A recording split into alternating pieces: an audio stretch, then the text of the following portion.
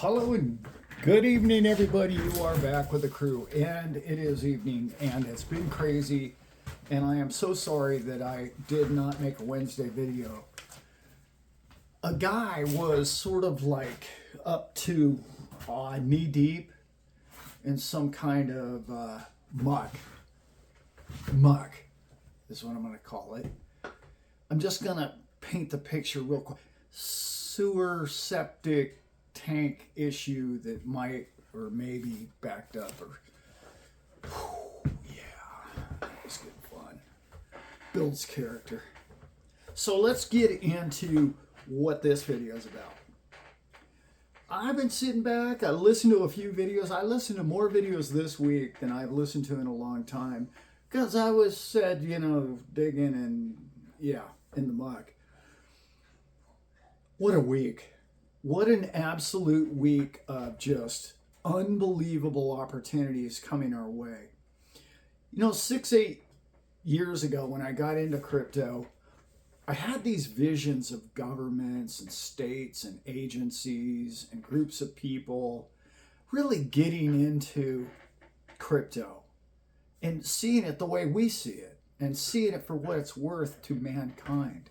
And its innovation and the way it's going to help so many people out. And we had all these excitement and these dreams and these visions of where it was all going to go. And then, and I'm not even just going to blame the last 4 years. It's really been the last 8 years. In fact, Trump's first term. They just hammered on us. Davos was having meetings about crypto. And I'm thinking, okay, well, those guys are going to come up with something good, right? Nope. Quiet as church mice. Just like the whole time I'm saying to myself, why aren't they coming out with this? Why aren't they seeing the prosperity? Why aren't they seeing the technology? And then the last 4 years has just been, we got scorched earth is what would happen to us. And it's just unacceptable in the manner of which it all happened to us. And you and I had to live through all of that. And we always knew, right? We always knew. And here we are on the other side of it. And now I'm hearing Senator Loomis, I'm hearing other people telling me that they have the documentation of the FDIC. The FDIC was actually caught shredding paperwork about crypto. They intentionally squelched us. Our fortune, our future together, the future of poor people transacting with poor people and not being gouged. Gosh, what a time to be alive. And so this video is really about, I really want to focus on XRP. My channel, you know my channel, 8 years ago, I picked 2 coins basically. The other ones are fun projects because I think their technology is relevant and they're going to be a lot of fun. But I really understood that it was banking, the transactional movement and money is XRP, period. And the collateralized value of money or wealth or digital gold, if they keep calling it that, was going to be Bitcoin. But if you're in the situation where you're not financially set, it's tough to buy Bitcoin. It makes a lot more sense if you're following my channel to pick up some XRP, as you probably already all know. But let's get into why that is not just because the last bull market, the last 2 bull markets that I've been through was, hey, how many coins am I going to sell? This bull market is different. We're looking at a totally different ball game here, kids. We're looking at how do you explain 20 some odd states, it's on their books, to hold crypto as assets. We have the President of the United States saying essentially he's going to create a mutual fund, right? A group of coins and create an ETF out of it. And those of you who don't understand how important an ETF is to a coin like XRP, this is going to change everything. Is it going to sell the way Bitcoin did now? Because Bitcoin was the first and it had a whole year-long head start. You can look at Ethereum, didn't really sell quite as well. But we're talking about billions in market share. And let's remember, what does market volume mean to the retail price? It's not dollar for dollar. We already looked at XRP in the last movement and went up 5 times. So I did the math on that, 16 times, roughly. Depending on where you marked it. At the top, it was 16. It's probably only 12 or 13. Retail price per dollar going in. It's going to go crazy. We got Brad Garlinghouse. We've got, for the first time in my lifetime, we have a president who has people at Mar-a-Lago, a resort, they're together, meeting with the likes of Michael Saylor and all the rest, Elon Musk, Brad Garlinghouse, all sitting around there, all going to be on a committee. What do you think they're going to do? What do you think they're going to talk about? What do you think they want to do with it? They want to create prosperity for you and I. This is an amazing time. This is way better than I even dreamed or envisioned. I had a concept go through my head, and it was an idea that I'm just going to bounce off of you. What if, now many of you don't know this about Michael Saylor, maybe you do. He's been a friend of the Trump family for 25, 30 years. They've known each other personally a very long time. And I know a lot of you don't like Bitcoin. That's okay. That's all right. But this next little concept here is pretty interesting. What if Michael Saylor says, hey, you know what? I love this country. I got more money than I can spend. How about my shareholders in all of our Bitcoin become, I don't know, the reserve? And you're like, what are you talking about, Allan? It's a private company. Why would he donate those coins to the U.S. government? I'm not saying donate. I'm saying, like everything else in the way the world is going, pooling up their assets, pooling up real assets. I got this much gold. I got this. Sort of like in wartime in our past, people pitched in and they all had the support. They really enjoy the politics that's being created or the regime, and they understand it and they want to build it and they want to promote more crypto and they want to promote their future vision. Because let's face facts, Elon and Brad Garlinghouse and Michael Saylor to some degree are, not to some degree, they are ultimate visionaries. And you say, well, I don't understand, what would Michael Saylor get out of not donating, putting them, locking them up and saying this is access if the U.S. government were ever to need these coins for whatever maritime, monetary strife or problem that could happen, or economic system, it could be bailed out with that or whatever, bringing it to the table if we have some kind of an accord or something like that. I'm just putting it out there. I don't know. I don't have any inside tips. It's just a concept that I was thinking about, and I'm looking at it and I'm going, wow, that's a huge possibility. Well, now let's say you're going to make a mutual fund, if you will, of a pool of coins in which you want to promote. And they're going to be a group of ETFs that are going to be, I don't know which one to buy, so I'm going to put a pool of these 5. I'm just going to throw a couple names out there. There are HBARs and XRP or XLMs and some Cardano in there. And the next thing you know, you've got this group of people that want to work together. Why? Because the creator of HBAR, Brad Garlinghouse, and my dog's going to start barking. Jed and the rest of these guys all can work in the same room. Charles Hoskinson, they can all work in the same room for the country in which they live and they like and they promote, and they finally have an avenue of a politician or group of politicians that actually have and share the same vision for the financial future of all their citizens within their country and for the world for that matter as well. Okay? But this is really getting nationalized. These people they're not waiting for someone else. Of course, Senor Bukele kind of already did this. He kind of set a path. These people are taking that on steroids. They're going, no, we believe in all the coins. The president made his own meme coin. I promote all these coins. I get it. I get the math. I understand where this is going to go with all of us. And this is why I'm making this video. All of those concepts lead me to one conclusion.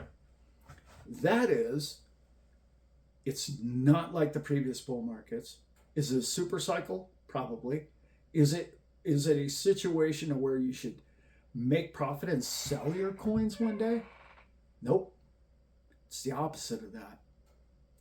What you and I need to do now is, instead of understanding the code in each crypto, we need to stay open, keep our eyes and ears open, and look at the relationships being formed.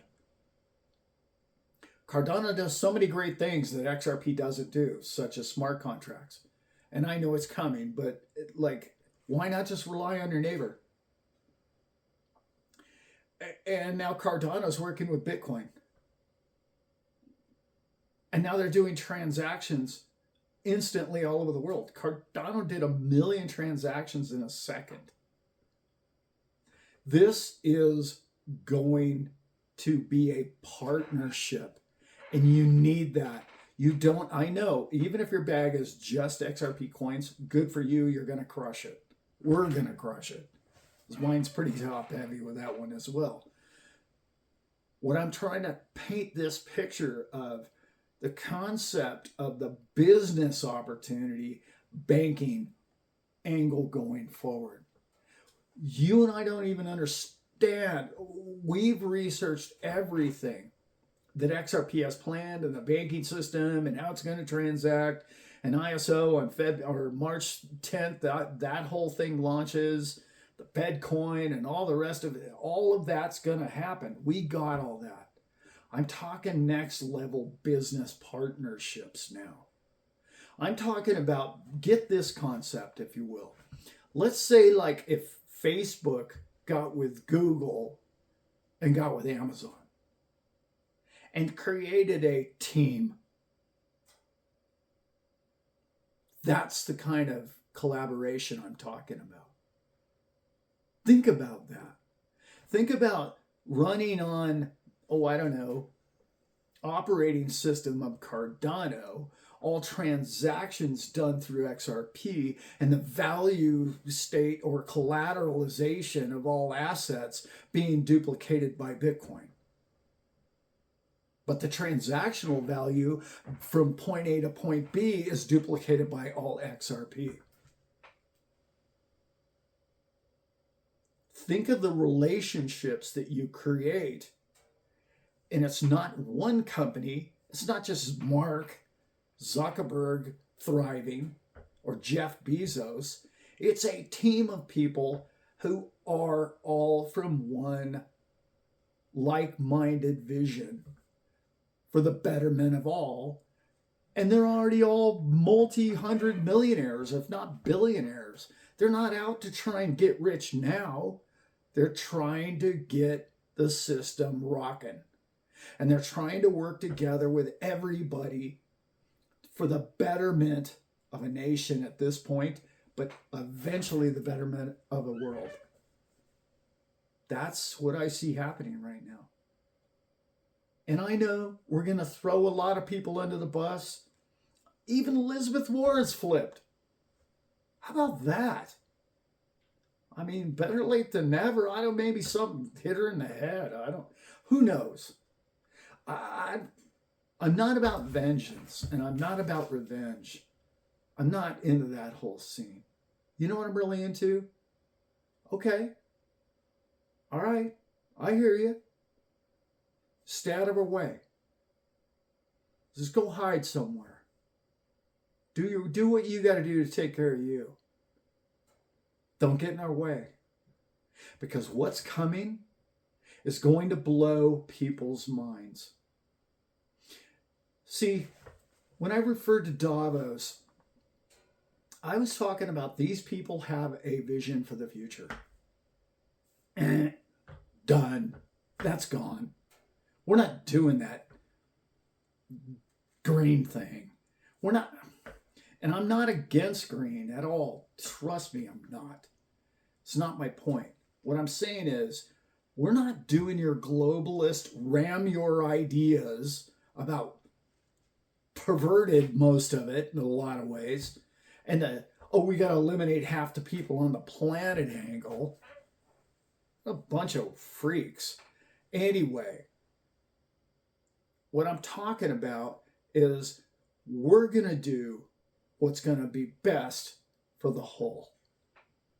For the first time, and I don't know how long. I really don't know how long that's been. Past my lifetime, I know that. I'm not kidding you about that. We need to hold these new leaders accountable for all of this. We need to make sure, get out the way, because we're doing this. This is what we're doing now. We're building relationships with all the coins. The ones useful. Not really a meme guy. But we need to build these relationships because the prosperity is quadrillions. Do you understand what it takes to soak up quadrillions of dollars and the value being transmitted with a point A to point B transaction of ODL? Do you know how big this all is? I did not understand it until I saw the flippening, if you will. And that is what I was talking about with Davos, was people were anti and they were squelching crypto intentionally. There's no other way to look at it. I'm sorry. Absurd what the FDIC did. That's criminal what that agency did to all of us. The SEC, the banking system, and the Davos crowd, all of them, they committed criminal acts against wallet holders like you and I. I don't need them to be held accountable. I need them to get out of my way and our way. Because they were so fearful of the power and the energy that this concept, this technology can bring to the future of mankind, that they made themselves do illegal acts, and they are going to be held accountable for it by other people than this man. And they risked life and limb to make sure that crypto didn't succeed. Think about that. Do you know how big that is? They know how big that was and how important what you and I are about to watch unfold. They were afraid of this from day one. And I tell the story a lot, and it's so important to hear. I heard in a spring day in 2017, I was driving my truck from Mexico, and the guy got on the radio and he said that MasterCard and Visa have made it illegal to buy crypto on your credit card. And then just shortly after that, you couldn't advertise on YouTube, crypto companies, or Amazon, or any of them, Facebook. They all made it illegal. That was a conspiracy? Sure, you can call that a conspiracy. That's a fact. That happened. You can buy anything with a credit card.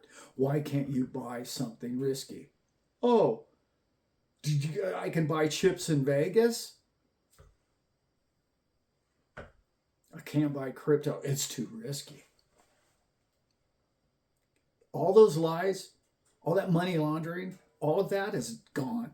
Dust. They're going to be held accountable for those statements. That's where we're at. And what I'm talking about on a big picture level is, like I said in the last couple of videos, people are going to rush into their banks to borrow money to buy crypto. Wrap your head around that for a minute. I've got Elon, Michael Saylor, Brad Garlinghouse, and Trump all in the same room creating a product that, we're probably going to be able to not even pay capital gains tax on if it's an American company. And it's like, do you know the foreign money that's going to pour into this country because this country's going to work as a team to create the finest crypto country in the world? Do you know the American citizens are going to pour into their own bank and buy on leverage? The one thing they said we couldn't do with a credit card back in 2017, they're going to now do it on their credit card, and they're going to do it in their banks. They're going to get 10-year loans on it. That's where we're at. That's what's coming. It doesn't take a great deal of vision to see what's happening here. This is all unfolding. It's brilliant. I love it. It's a great Friday night. I just got wonderful news about my wife. We were worried about her and a couple of things, and we got great, excellent news. And I'm sorry I'm kind of doing this a little late. It's been a crazy week. I just want you to know you're already rich. You just don't know, and we don't know how rich, and we don't know when. That's all I have to say about that. You're very wealthy people, and I couldn't think of a better group to do the rest of my life helping you and you helping me enjoy the process in each moment of each day that we've been through, and all the videos and all the time we've had together is so much fun. And I want to thank you all. And you know how much I love you all. And with that, I am out. Good night.